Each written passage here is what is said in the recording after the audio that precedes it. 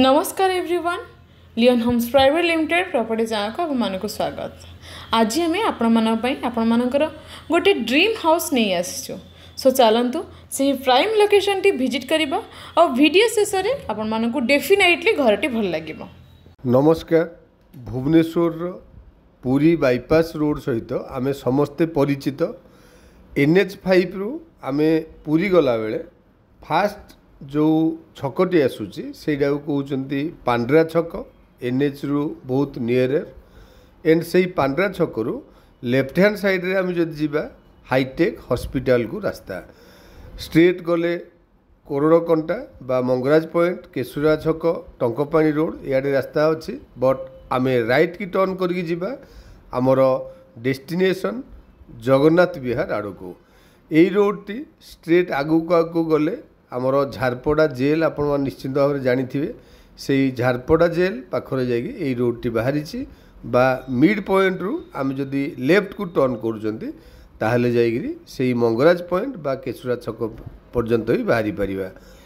आमे यही रोड रे बे जो जाउचंती आगरु जीजीपी कॉलोनी रु जो माने सब पांड्रा आसुथिले यही रोड रे जीवा से करुथिले। सो यही रोड टी बहुत पुराना रोड जगन्नाथ नगर रोड बा जीजीपी रु पांड्रा रोड कहले भी यही रोड को समस्ते प्राय जानी पारंती। एबे देखंतु गोटे ब्रिज एंड ब्रिज क्रॉस कला परे राइट हैंड साइड रे जो रोड टी अच्छी से रोड रे आमे जदि जीवा ताहले जीजीपी कॉलोनी बा रसुलोड छक को भी जाइए बाहरी पारिबा। आमे स्ट्रेट जाउचंती से झारपड़ा आड़ को। झारपड़ार जगन्नाथ नगर एरिया जदि आपण माने सुनी थिबे definitely it's a plus area. बहुत आगरू बहुत गुड़ाए बिल्डर एटी छोट छोट हाउसिंग सोसाइटी सब करिकी सेल करुथिले। एबे ई जगन्नाथ नगर एरिया गोटे वीआईपी एरिया बा लोक मानकर डिमांडेड एरिया कहले भी समस्ते जानती। सो आमर डेस्टिनेटेड डुप्लेक्स टी लेन 9 रे अच्छी। एबे आमे लेन 15, 14, 13, 12 ये सब क्रॉस करिकी धीरे धीरे आगू को आगू जाउचंती। आपण माने डेफिनेटली एरिया रो डेवलपमेंट फील करि पारुथिबे। एठी लेफ्ट राइट बोथ साइड रे छोट बड़ कमर्शियल एक्टिविटीज प्राय सबु बिल्डिंग रे अवेलेबल। जेहेतु केशुरा बा झारपड़ा बा पांड्रा ये एरिया रे जेतिकी भी कॉलोनी अच्छी सबु कॉलोनी रो लोक माने यही रोड ऊपर dependent because it is the main road of Pandra Jharpada road. Anyway एबे राइट हैंड साइड रे देखंतु गोटे कमर्शियल बिल्डिंग जोठी श्रिया मेडिसिन बोली लिखा हिची एंड तार ऑपोजिट को आपण लक्ष्य करंतु गोटे बोर्ड लागिची जगन्नाथ नगर रोड नंबर 9। से रोड नंबर 9 रे ही आमर डेस्टिनेटेड डुप्लेक्स बहुत भीतर को आमे जीवार रिक्वायरमेंट नाही। आपण मन देखंतु एंट्री कला परे लेफ्ट हैंड साइड रे ओनली 2-3 टी बिल्डिंग परे जो ब्लू कलर बिल्डिंग टे आमु दिसुची सेटा आमर डेस्टिनेटेड बिल्डिंग।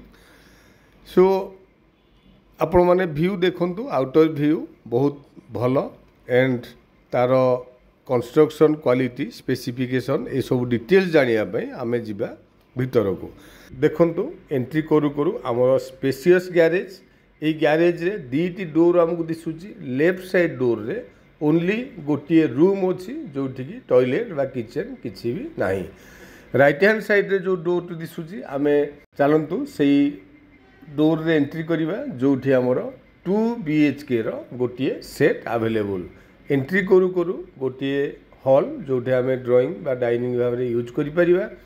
एठी लेफ्ट हैंड साइड रे बा टॉप लेफ्ट रे आमर फास्ट बेडरूम एंड 2टी जगह बेडरूम रो मिड पॉइंट रे आमर टॉयलेट जोटा कि आमे कॉमन टॉयलेट हिसाब रे यूज करिबा एंड एही टॉयलेट रो राइट हैंड साइड रे रहिला आमर सेकंड बेडरूम। सो 2टी बेडरूम एंड 2टी बेडरूम रो ठीक राइट हैंड साइड रे रहिला आमर बा हॉल रो टॉप राइट रे रहिला आमर किचन रूम। सो या भितरे आमे 2टी बेडरूम गोटे हॉल गोटे कॉमन टॉयलेट आउ गोटे किचन देखिया को पाउचंती। एबे आमे जिबा फर्स्ट फ्लोर को जोटा कि first floor and ground floor रो एंट्रेंस बिल्कुल अलग। बहुत लोकंकर से रिक्वायरमेंट थाए जे ground floor and first floor रो एंट्रेंस अलग थाउ।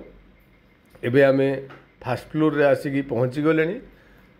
देखंतु एंट्री करू करू आमर स्पेसियस हॉल एंड हॉल रो ठीक लेफ्ट हैंड साइड रे रहिला आमर बालकोनी। एबे आमे बालकोनी रू एगेन हॉल को आसिले आसु आसु आपण मन लक्ष्य करंतु टॉप लेफ्ट रे जो डोर अछि से आमर गोटे बेडरूम।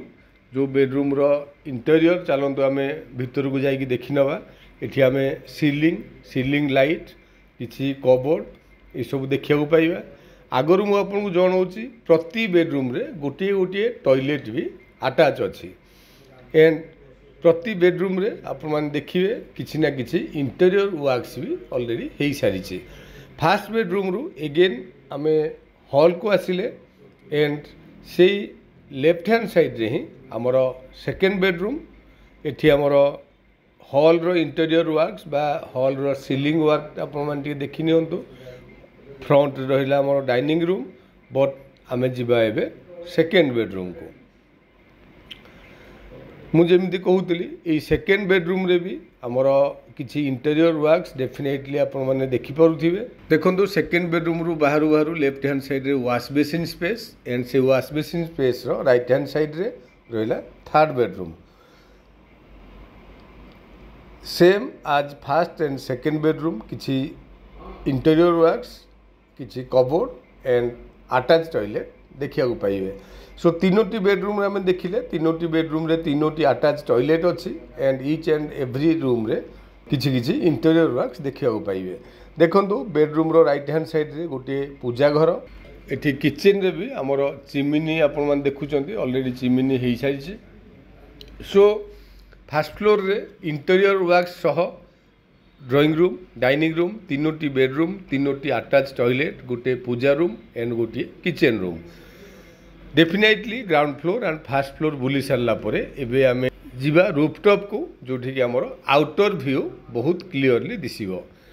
जेहेतु झारपड़ा एरिया बा जगन्नाथ नगर ए एरिया रो डेवलपमेंट ऑलरेडी आमे डिस्कशन करि सारिचंती। बहुत पॉल्स एरिया बहुत पुराना एरिया एंड आपण मान देखंतु each and every plots are occupied.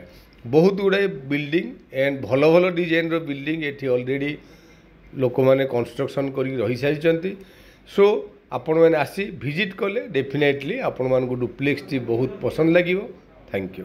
आपण माने संपूर्ण लोकेशन टी विजिट कले जेमिति मु कहली आपण मान को लोकेशन निहाती भल लागुथिबो।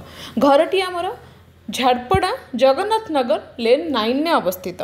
एठी लैंड एरिया 1400 स्क्वायर फीट रो अछि कंस्ट्रक्शन 2500 स्क्वायर फीट रो। देखंतु आपण मानकर घरर कंस्ट्रक्शन एंड इंटीरियर निहाती भल लागिबो। सो जदि आपण मानको घरटी भल लागुछि ताहले तळे थिया नंबर रे आपण इनक्वायरी पई कांटेक्ट करंतु। चैनल को सब्सक्राइब करंतु एमिति रेगुलर वीडियो रा अपडेट पाइबा पई। वीडियोटी को लाइक एंड शेयर करिवा को जमारो भूलिबेनी। Thank you.